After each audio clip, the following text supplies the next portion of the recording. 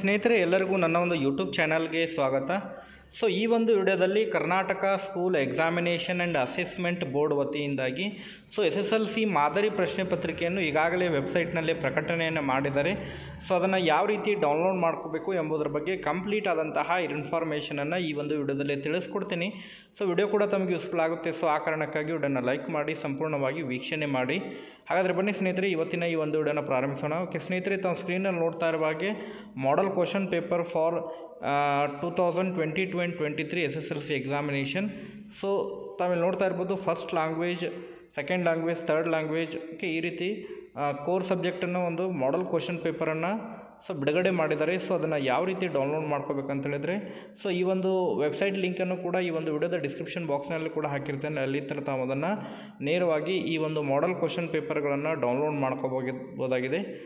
So ಈ ಒಂದು ವಿಡಿಯೋದಲ್ಲಿ ಕೆಲವೊಂದಿಷ್ಟು ಮಾಡೆಲ್ ಕ್ವಶನ್ ಪೇಪರ್ಗಳನ್ನು ನಾನು ಡೌನ್ಲೋಡ್ ಮಾಡಿಕೊಂಡು ತಮಗೆ ತೋರಿಸ್ತೀನಿ.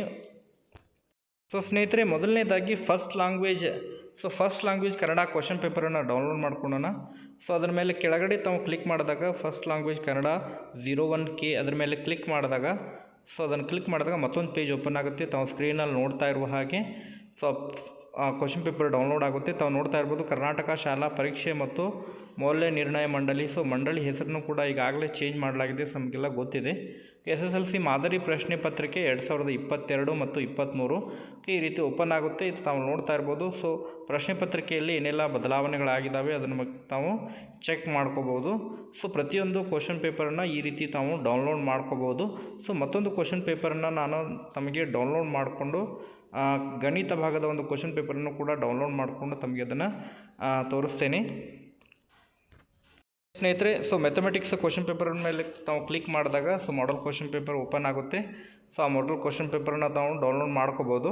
ಸೊ ಇದಕ್ಕೆ ಸಂಬಂಧಪಟ್ಟಂತೆ ಮತ್ತೇನಾದ್ರು ಡೌಟ್ಸ್ ಇದ್ದನ್ನು ಕೂಡ ಕಮೆಂಟ್ ಸೆಕ್ಷನಲ್ಲಿ ಕಮೆಂಟ್ ಮಾಡಿ.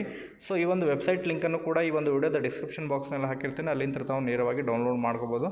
Okay, thank you for watching this video.